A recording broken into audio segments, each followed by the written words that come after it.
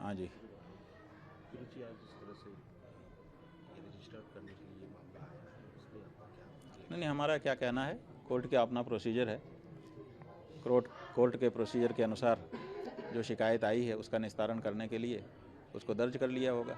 दर्ज करने के बाद क्या करेंगे, जांच करेंगे, गवाही साखी लेंगे, यही न्यायालय की प्रक्रिया होती है।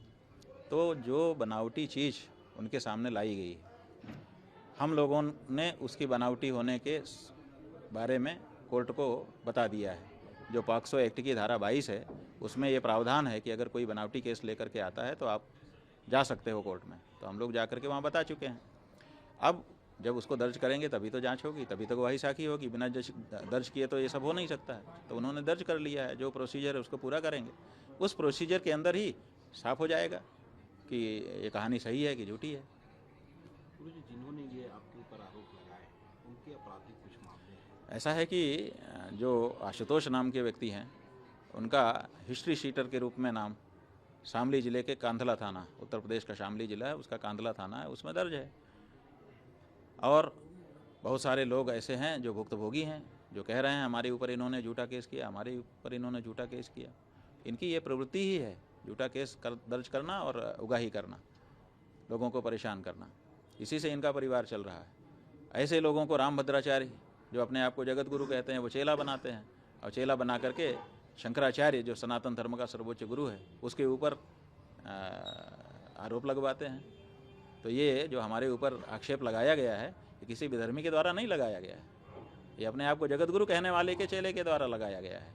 इसका मतलब क्या है? इसका मतलब है कि हिंदू सनातन धर्म को अब विधर्मियों से इस समय खतरा नहीं है, अंदर के ही लोग हैं जो हिंदू धर्म को समाप्त करना चाहते हैं, शंकराचार्य संस्था को नष्ट करना चाहते हैं।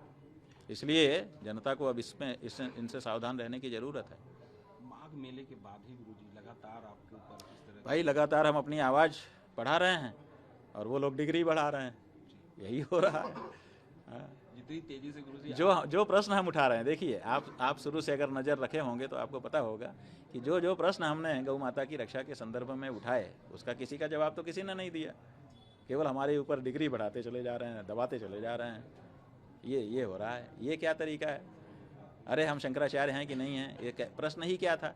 अगर हम शंकराचार्य नहीं भी हैं, सन्यासी हैं, सन्यासी भी नहीं हैं, भारत के नागरिक तो हैं, क्या भारत के नागरिक को, एक हिंदू को गौ माता की रक्षा की आवाज़ नहीं उठाना चाहिए? तो हम उठा रहे हैं। आप उस पर जवाब दीजिए ना। उस पर तो कोई जवाब नहीं है। तुम ये नहीं हो, तुम वो नहीं हो, तुम्हारा ऐसा है, तुम्हारा वैसा है, तुम्हारे ऊपर हम ये आक्षेप लगा दे रहे हैं। अरे आक्षेप लगा दो, उनका वो भी जानते हैं कि हमारी कहानी झूठी है, कल को सिद्ध नहीं होगी, लेकिन वो चाहते हैं कि इसी बीच में हम इनको बदनाम करके पब्लिक के बीच में इनकी जो बात है गौ माता की रक्षा की, उसको रोक दें। ये साजिश हो रही है। 11 तारीख को गुरु जी आप कूच करने वाले हैं लखनऊ की तरफ पूरे? हाँ जी, पहले से हमारी घोषणा है, 40 दिन का हमने समय दिया था। कह रहे हैं कि हम आपके आश्रम की तरफ कूच करते, इसमें नहीं, ठीक है, आए क्या है? देखिए, इससे क्या होगा, जब वो चलेंगे वहाँ से तो जनता उनसे जुड़ेगी कि भाई कौन जा रहा है, क्यों जा रहा है, तो उनके बारे में भी जानेगी। तो जब वो देखेगी कि एक हिस्ट्री शीटर साधु महात्मा का भेष बना के चल रहा है, तो जनता जागरूक हो जाएगी कि अरे ये तो हिस्ट्री शीटर है, यही कालनेमी है, अंदर से कुछ और है, बाहर से कुछ और दिखा रहा है। तो इससे तो जागरूकता ही फैलेगी, इसलिए बहुत अच्छा है, चलें। मतलब गुरु जी कुछ कालनेमी मिल के एक कालनेमी हाँ, को आगे करें। कालनेमी जो हैं वो बहुत सारे कालनेमियों का इस समय संगठन बन गया है कि हम तुमको कहेंगे कि तुम जगत गुरु हो, तुम हमको कहना कि हम जगत गुरु हैं, जगत गुरु का खेल खेलेंगे और जनता को मूर्ख बनाएंगे, और जो सच्चे हैं उनको डरा देंगे कि तुम बोल नहीं सकते हो। ये बात है।